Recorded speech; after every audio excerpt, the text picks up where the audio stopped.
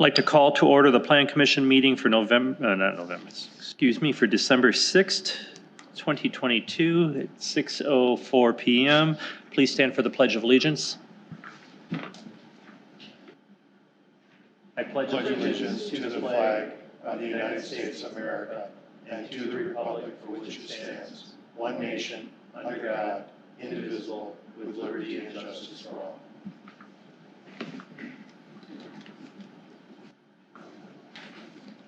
Roll call. Commissioner Groff. Here. Commissioner Oliver. Here. Alderman Madden. Here. Commissioner Kazan is absent. Commissioner Buckmaster is absent. Commissioner Bartlett. Here. Mayor Pafalski. Present. And Planner Fall. I'm here. All right, thank you. Statement of public notice. The agenda was posted and distributed to all news media requesting notification in accordance with the open meeting laws on Friday, December 2nd. Thank you. Approval of the minutes in front of you are the minutes from November 1st. Look for a motion to approve those minutes. Move to approve. I will second. Oh, go ahead. Defer to your second. Second. Discussion. Hearing none, all those in favor say aye. Aye. Opposed? Passes unanimously. Consent business, Resolution PC 070-2022, approval of a building site and operation plan amendment for Dish Wireless LLC located at W184 South 8200 Racine Avenue, tax key number 2221.993. Move to approve. I'll second. Discussion. All those in favor say aye. Aye. Opposed? That passes unanimously. Old business for consideration, Resolution PC 056-2021, approval of an annual review for Fry Auto located at South 106 West 16301 Loomis Road. I assume there's nothing new on this, or is there? No, there's, Mr. Fry is working on getting the permits on the other site, which would then help the site come into compliance. And it's still in the permitting process. So nothing new for this agenda item. Okay. Any further discussion? Motion to defer? Or should we just leave it? Second, anyone? You said motion to defer this? Yeah. Yeah, I will second that. All those in favor of motion to defer say aye. Aye. Opposed? That's deferred until the next meeting.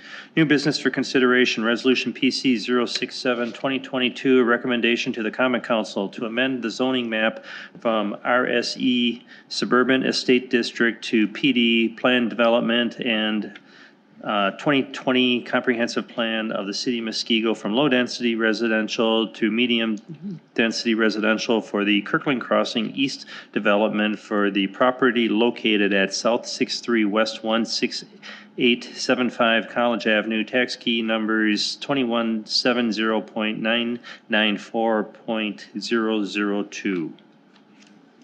Move to approve. I'll second. Discussion. So this is a separate development. It's the property immediately, let me get the, sorry.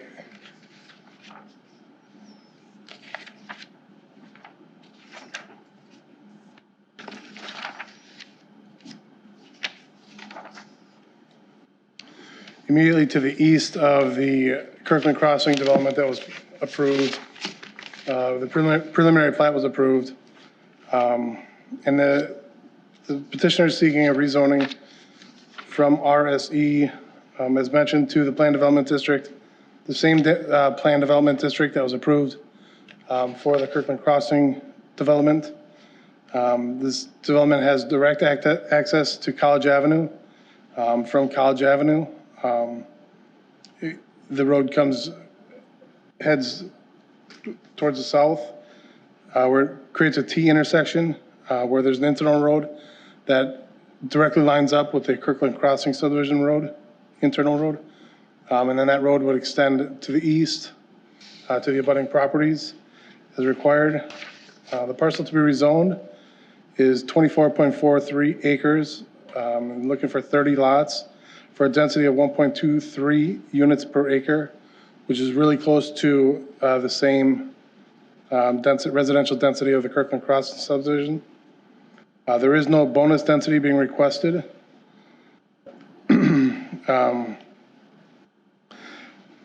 As part of the Plan Development District, the petitioner is also seeking the same waivers that were granted for the original Plan Development District, being the lot width reduction from 110 feet to a minimum lot width of 90 feet on some of the lots, as noted on the plan, and the other is 100 feet. Also, the setbacks and offsets. The Plan Development District is based on the RS2 zoning district, which would typically require a 40-foot front setback, 15-foot side, one side, and then 20 foot on the other two sides, including the rear. And what's being requested is 30 feet on the front, 25 feet on the second front, which would be a corner lot, 12.5 feet on the two sides, and 25 feet on the rear offset. And these are all the same as the previously approved plan development for Kirkland Crossing.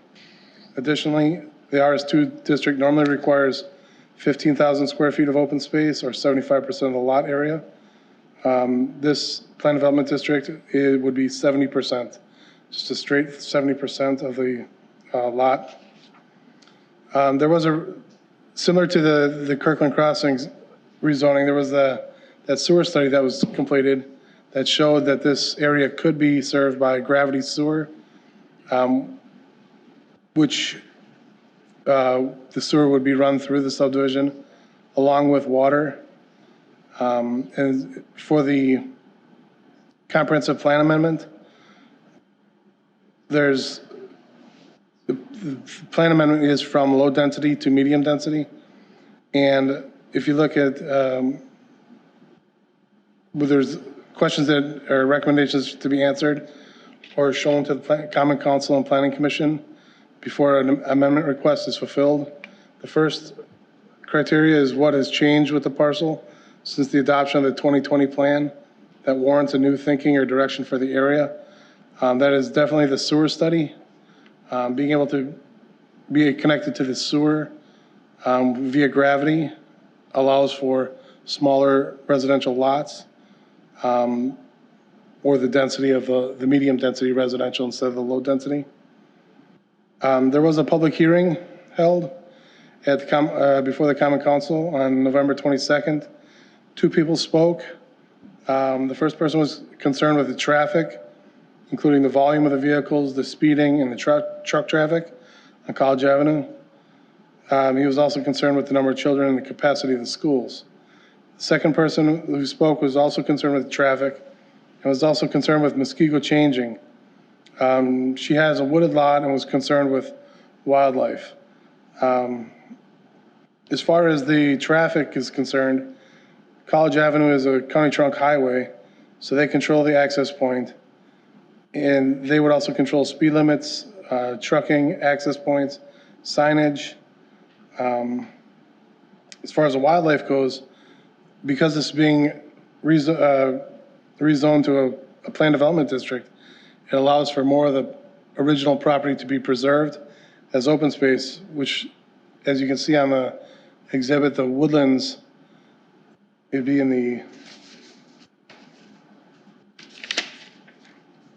southeast corner of the property. The big area of woodlands would be preserved within an outlot, which would help with the concerns, with wildlife.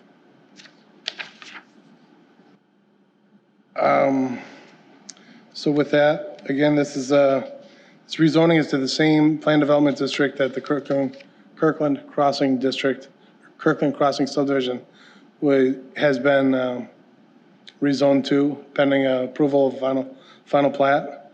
And so we are recommending approval of the rezoning and the 2020 comprehensive plan amendment, contingent on the final plat being recorded along with the developer's agreement. Thank you. Any discussion or questions? I know that. 1 second. Oh, sorry. Thank you for letting me speak a little bit. I own the neighboring parcel, the part that says Jeremy and Deborah Bartlett. So this is right up against our property. I will be abstaining tonight. I'm neither for nor against. I do have a bunch of things that I just want to get on public record, just as we move forward, just for the matter of discussion, just so that it's out in the open. One is something that I've said for this development all the way through, and I think consistently, and it's going to be a problem down the road, and I'm just going to keep beating the drum on it. And I just want to say it publicly. We need to start to focus on getting walkways and paths in this community. This is going to get put back in the burden of the taxpayers at some point, and we're just kicking that can down the road.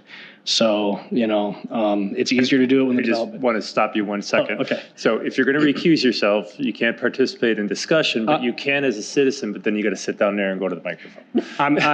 I'd be happy to sit down there and go to the microphone and do that as that discussion. In the past, I have been allowed to recuse myself, make that public knowledge, and speak from here, but I'm happy to speak. No, and I over there. appreciate that. It's just, I tried doing it cleaner, so that's just lessens the impropriety of somebody up here having a discussion. Absolutely. So- Sure. so I'm happy to I do respect that. and I appreciate you doing it, but if you're going to have your discussion, just do it from the microphone. Okay, So happy that's fine. to do that. Okay. So, I guess we'll turn it over to everyone else, and then Right. I'll speak at the end Thanks. then. Thank you, Jeremy. Thanks for understanding that.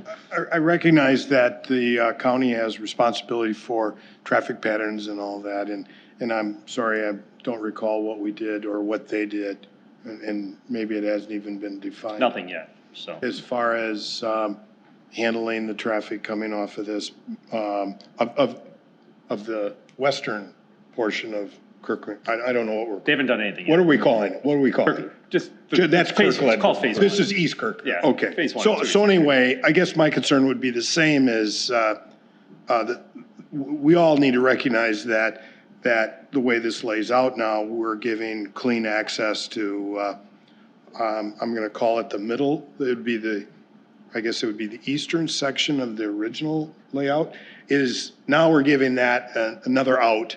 And so obviously, from a citizen standpoint, traffic on College moves pretty quick, and whether it's at the speed limit or not, I'm not quite sure. But regardless, that corner is a blind corner, and I'd say from a public standpoint, and I don't know what influence we have, I'd be very concerned about it. And outside of that, I think this is just when I saw the stubbed road before, I knew this was coming, so it was a matter of, I have no problems outside of that.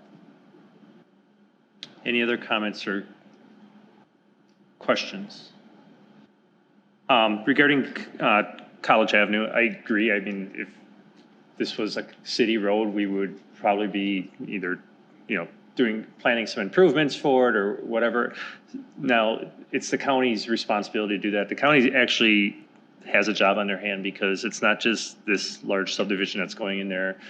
Farther down the road, we've got Fleet Farm going in, that College Road is developing, and it's probably better that it's all happening at once because it's going to force them to, it's not something they can just put under the rug or like, we'll deal with this later. It's something they're going to have to tackle. But I mean, without trying to wash my hands of it, it really is their responsibility. It's no different than, if all of a sudden our population were to grow here and we had an unsafe on and off ramp onto I-43. It's not something, it's something that has to be dealt with, but it's at a different level of government. But we really don't have influence over that. We don't have influence over the county one either, more so than talking to the county executive, which I have no problem doing, and, and having our engineering department talking with the county's engineering department.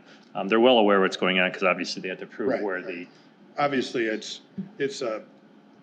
it was brought up by the citizens at the. Right. At the And prior I meeting. understand, It's I understand your logical. concerns, especially with that curve in there. I mean. Oh, yeah. I mean, there's that one house there that I think they got a mirror in the tree just so. Yeah, they can that get out nice their mirror driveway. up there Yeah. is, It's. of almost no value whatsoever. It's an I issue. do appreciate it. But like, it actually may be a better thing because even without this happening, like that corner is dangerous. Yeah. And this may force them to finally do something with this. So I don't know what the answer is to Yeah, that. that's my only comment. Right, and I share it. I'm just trying to point out I don't know if that's a reason for us to say no because it's. No, something no, that and has to nor go- is It my is a intent. county road. Yeah, nor is my intent to Yeah. do that. So, Okay. any other comments or questions? Mr. Bartlett? Yes.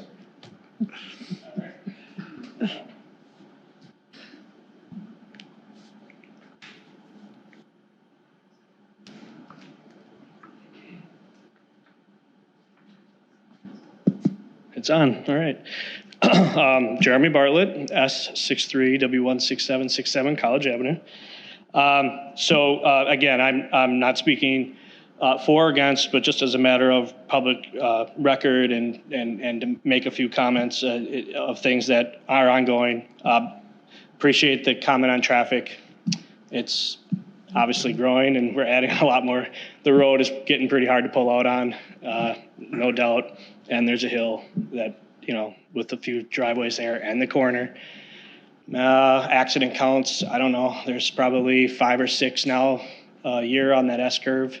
And oftentimes there's speeds in excess of 80 to 90 miles an hour on College because it seems like a fun little stretch through a bunch of trees. So, anyway, moving on from that.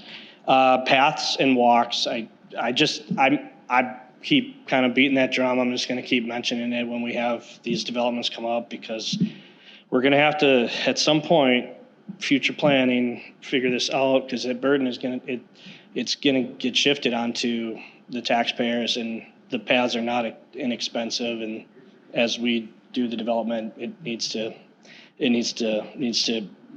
get put into our planning from the Park and Rec Department to move it forward, so that we have some guidance here at Planning Commission and other, beyond that for planning, for Common Council, and for everyone else to vote. I have a question on the public street name. Is that yet to be named, or is that the name of the street? Yet to be named. Okay. And then utility connections. I assume, so I benefit from this as a neighbor. It will be connected to the end of our property, and utility connections, I assume, will come with that. And then the last thing I have is I definitely would like to have some involvement or speak to engineering when they get to stormwater regarding the pond that neighbors my property, because if you travel along that road, you'll notice in the spring there's water standing in everyone's yards. So I want to just make sure that we're not adding more water in the spring, dumping downstream into my property and my neighbor's property and everyone, because that has to it circles back out of that area. So it comes through our front yards and then it circles around the back through this development from what I can conceive. So I think that just needs to be looked at. So thank you. Thank you. And I'll make sure that we get, as it advances forward, that you get copies of the stormwater plan. And if you want to talk to staff, you can do that as well. Any other questions or comments? All right. Hearing none. All those in favor say aye. Aye. Opposed? Abstaining? Abstain. Thank you. Resolution PC 068, 2022, approval of a preliminary plot for Kirkland Crossing East Development for the property located at South 63 West 16875 College Avenue, tax key number 2170.994.002. Move to approve. I'll second. Aaron? Okay, so we have the rezoning and comp plan amendment taken care of so far. Now the preliminary plat was submitted that shows 30 lots and 5 outlots within this plan development district. All of the waivers, including the lot width, the setbacks, offsets, and open space have been discussed. The minimum lot sizes, the lot sizes in this subdivision range from 20,020 square feet to 36,012 square feet, where all lots must be 20,000 square feet minimum. The outlots are shown on here and will be preserved for stormwater management and open space, woodland preservation. Again, the access to College Avenue must be approved by the county, as we just discussed. One thing I missed in the last one was the internal road within the subdivision would line up exactly with the Kirkland Crossing subdivision, but also extends down towards the east and the northeast to the neighboring properties as required. And that would be, all the utilities would be extended along the same route. And then, if you can see, I handed you something with, oh, I suppose we should get this up here. Sorry, I missed that again.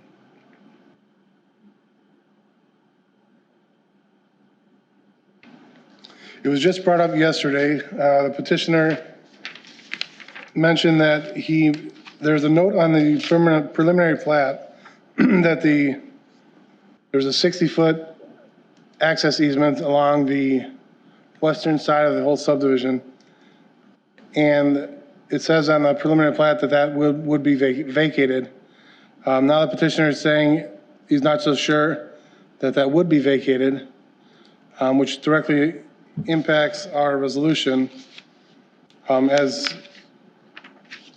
it was provided in the packet. So seeing that there's no requirement that this access, as far as the city is concerned, that this access easement has to be removed if the developer chooses not to remove it. I just wanted to propose a little language here to amend that resolution that was provided to you in front of you. Originally, it said that documentation showing the access easement is vacated must be provided to the city prior to any land disturbance and prior to the final plat being approved and recorded.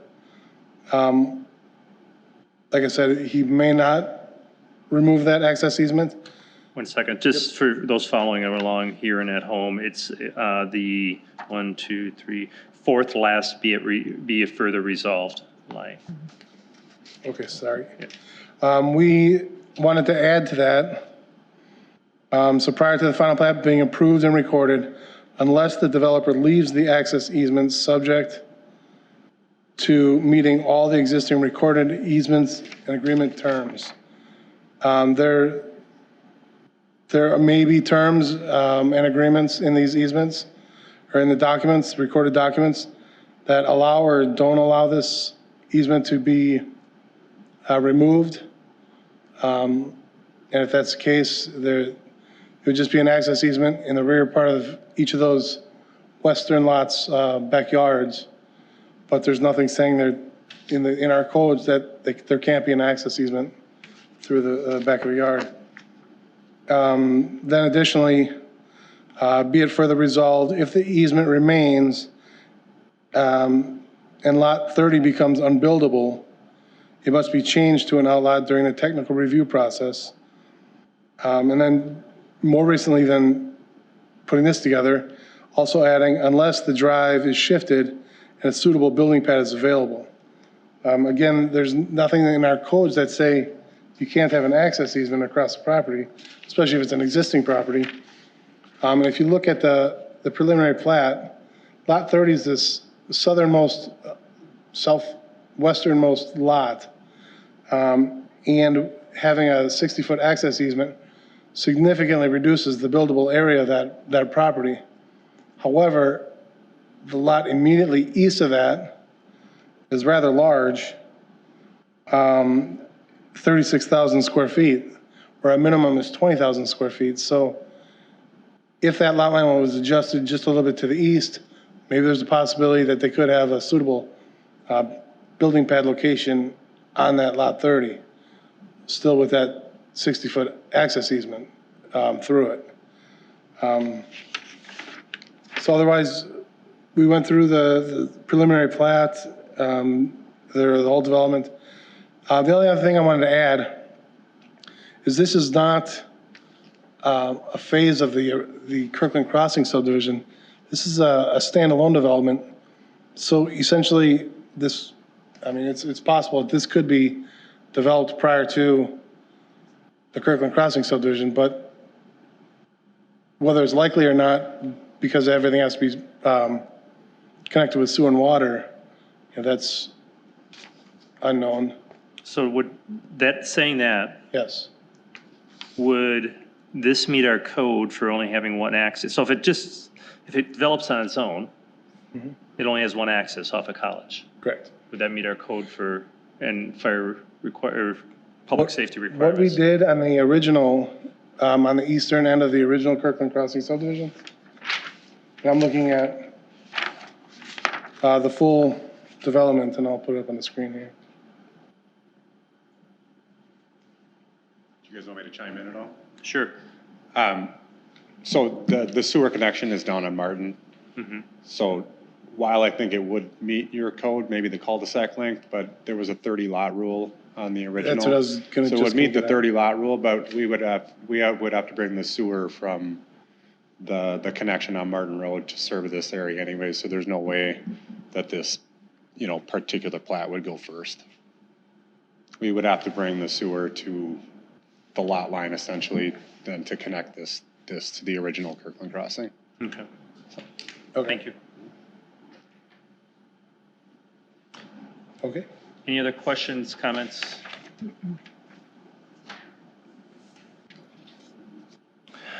So if they don't vacate the easement, I guess they could leave it there. But that one lot's is really the only one impacted. All right. Answering my own question as I'm talking out loud, so.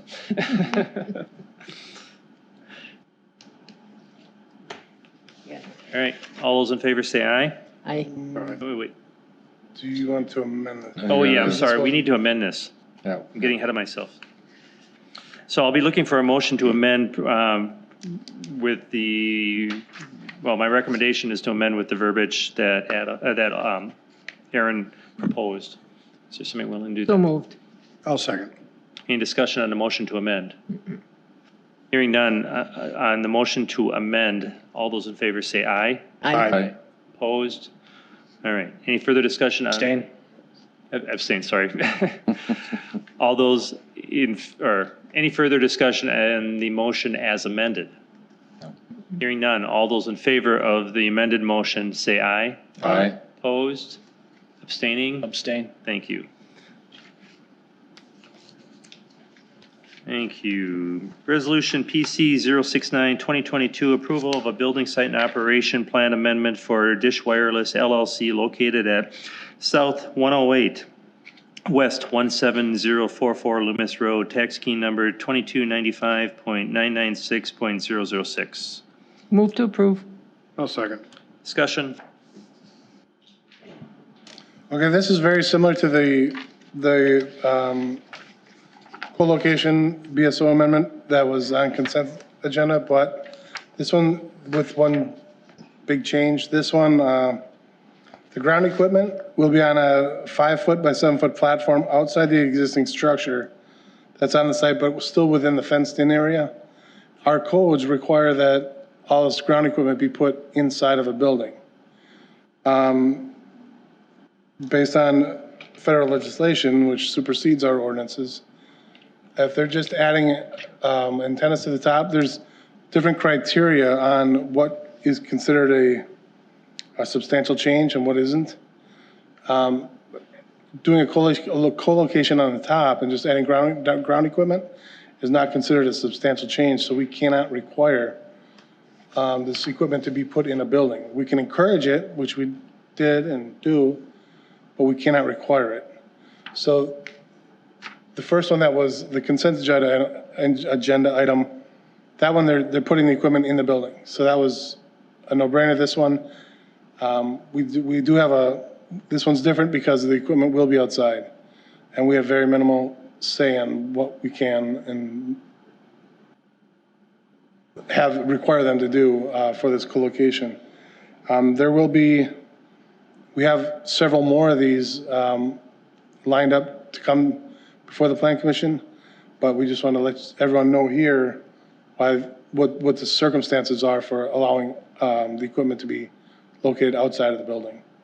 So for that reason, is the reason why one was on consent, one's not. We're just letting you know in the future as these come forward, now that we've notified you, they'll probably just be under consent. So, Okay. any questions or comments? In this case, there's a building, I mean, if you zoom in close enough, there's a building on site there. It's the equipment's size such that it can't be put inside. That's my understanding, or unless maybe it's a different carrier that has that. These are all shared in some They're fashion. shared locations. Yeah, so yeah, okay. It could be a different Okay. carrier's housing. Okay, Yeah, so we just can't require them to put it in there anymore. Okay. Any other questions? Hearing none, all those in favor say aye. Aye. Aye. Opposed?